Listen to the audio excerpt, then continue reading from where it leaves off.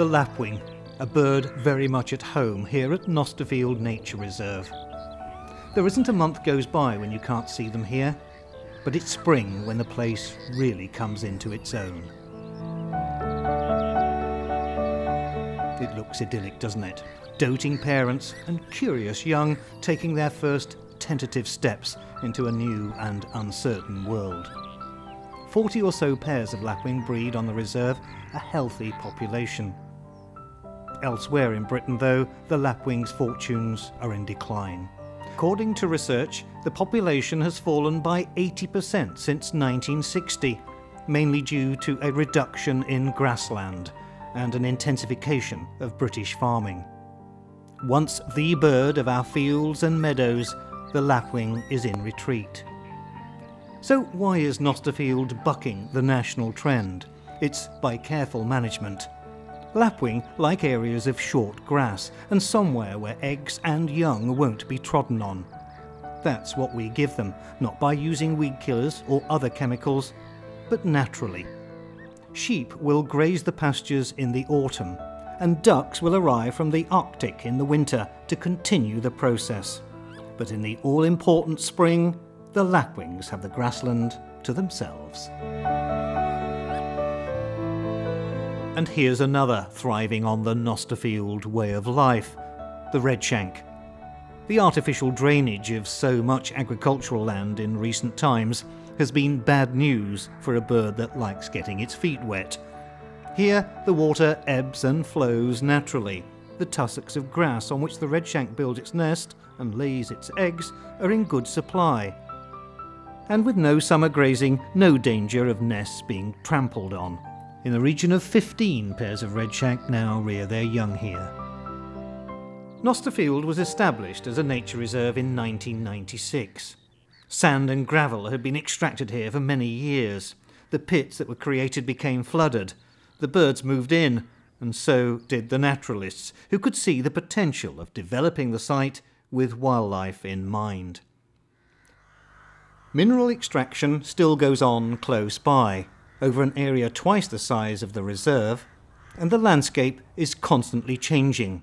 More and more areas of open water are being created, and these in turn are attracting more and more birds, especially on migration. More than 225 different species have been recorded at Nosterfield.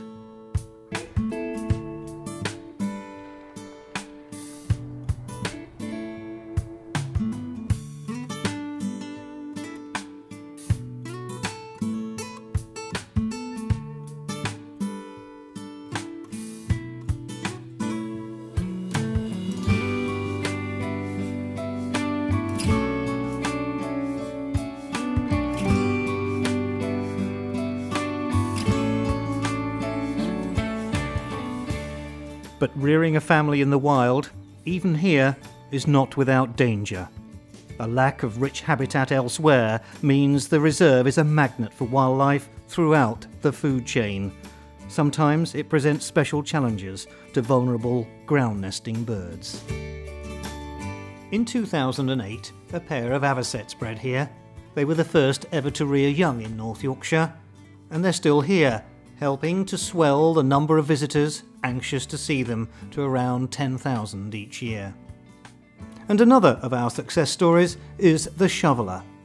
Differences of opinion between males, often heated over territory and attracting a mate, are not uncommon in springtime. The females, though, have a more mature outlook on life, getting on with raising young in a quiet corner of the reserve. In another corner of the reserve, important monitoring of the wild bird population is underway.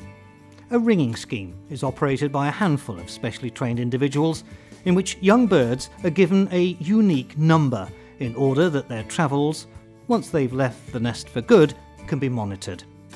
In this case, it's a family of young tree sparrows being delicately handled. And once the job is completed, it's back in the nest before Mum and Dad are back with lunch. This is a rich, dynamic and historic landscape, picked over, moulded and exploited by the human race for centuries. In the nearby village of West Tanfield, the Marmion Tower is a tribute to Lady Avis Marmion, a 13th century landowner. And less than a mile from the nature reserve is the site of the Thornborough Henges, described as the Stonehenge of the North, a Neolithic ceremonial site from around 6000 BC.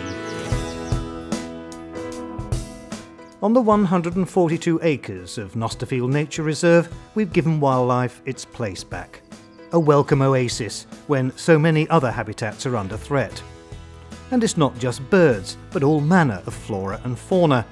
It's amazing how quickly they return when conditions are right, and new discoveries and surprises occur regularly.